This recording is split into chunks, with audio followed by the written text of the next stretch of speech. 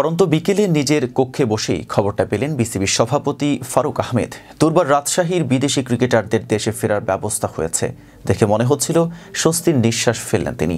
কারণ বিমানের টিকিটের অভাবে বিদেশি ক্রিকেটারদের কারো নিজ দেশে ফিরতে বিলম্ব হলে বড় কেলেঙ্কারি বাঁধবে।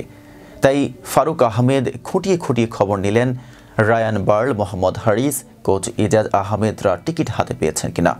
ওয়েস্ট ইন্ডিজের মিগুয়ের কামিন্সের টিকিটের ব্যাপারে আলাদা করে জানতে চাইলেন। বিসিবির সভাপতি একটি ফ্রাঞ্চাইজির অব্যবস্থাপনাকে নিয়ে মনোযোগী হওয়ার কারণ হলো বিপিএলে গত এক মাসে নেতিবাচক অনেক কিছু ঘটেছে।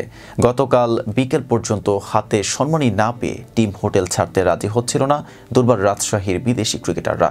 দলের 5 বিদেশির মধ্যে 2-1 জন 25% অর্থ পেয়েছিলেন। অভিযোগ রয়েছে 2 সপ্তাহ ধরে দৈনিক ভাতও দেওয়া হয়নি। শেষ পর্যন্ত গত রাতেই একজন দেশে ফিরে গেছেন। আজ আরও 2 জন যাওয়ার কথা, তবে প্রতিশ্রুতি অর্থ হাতে পাননি তারা। এজেন্টের মাধ্যমে পরে তা দেওয়া হবে বলে জানিয়ে দেওয়া হয়েছে তাদের। এসব নিয়ে যা হলো তা বাংলাদেশের আতিথেয়তার সুনামের সঙ্গে যায় না। এর দায় কি শুধুই রাজশাহীর ফ্রাঞ্চাইজির মালিক শফিকুর রহমানের? তাকে যারা এই দলের মালিকানা দিয়েছে সেই বিসিবির কি কোনোই দায় নেই? অবশ্যই ব্যর্থতা স্বীকার করে দায়টা মেনে নিয়েছেন বিসিবির সভাপতি ফারুক আহমেদ। রাজশাহী যা করেছে এটি টুর্নামেন্ট শেষ করে দিতে তারাই যথেষ্ট। ভাবমূর্তি খারাপ হয়েছে স্বীকার করে নিচ্ছি, তবে এখান থেকে বের হয়ে আসব। আগামী বিপিএল দেখবেন।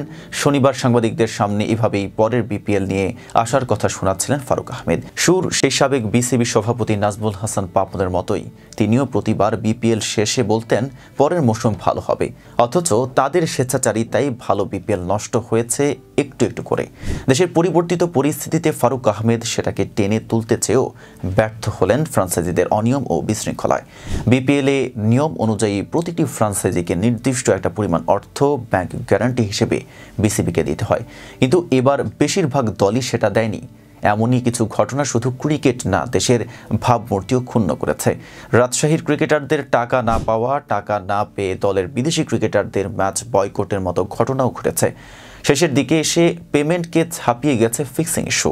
এক কথায় তারুণ্যের বিপিএলে কলঙ্কের দাগ লেগেছে পরতে পরতে। বিসিবির সভাপতি আশা করছেন 5 ফেব্রুয়ারির মধ্যে ক্রিকেটারদের সিংহভাগ টাকা পরিশোধ করতে চাপ দেওয়া হবে। টিকিটিং মানির লভ্যাংশ রাজশাহীর খেলোয়াড়দের বকেয়া পরিশোধে ব্যয় করা হবে বলে জানান তিনি।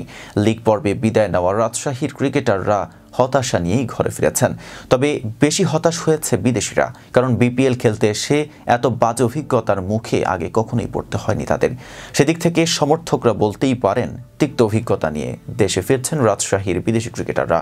বিসিবি ও সরকার থেকে বলা হয়েছিল সেরা বিপিএল হবে এবার। বিদেশ থেকে বৈশ্বিক তারকা উড়িয়ে এনে বিপিএলকে বিশ্বের কাছে পৌঁছে দেওয়ার স্বপ্ন দেখেছিলেন গভর্নিং কাউন্সিলের সদস্য সচিব নাজমুল আবেদিন ফাহিম।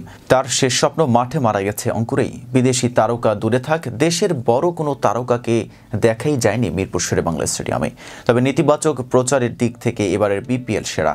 ক্রিকেটারদের বকেয়া পরিশোধ করা নিয়ে শনিবার রাজশাহীর ফ্রাঞ্চাইজি স্বত্বাধিকারী শফিকুর রহমানকে বোর্ডে ডেকে আনা হয়েছিল। যুব ক্রীড়া উপদেষ্টা আসিফ মাহমুদ সজীব ভূঁইয়া জনসম্মুখে শফিকুরকে কড়া ভাষায় নির্দেশনা দিয়েছেন টাকা পরিশোধের। এর ব্যত্যয় ঘটলে আইনি প্রক্রিয়ায় কঠোর ব্যবস্থা নেওয়া হবে বলেও জানিয়ে দেন তিনি। তবে বিতর্কের মাঝে ভালো আছে।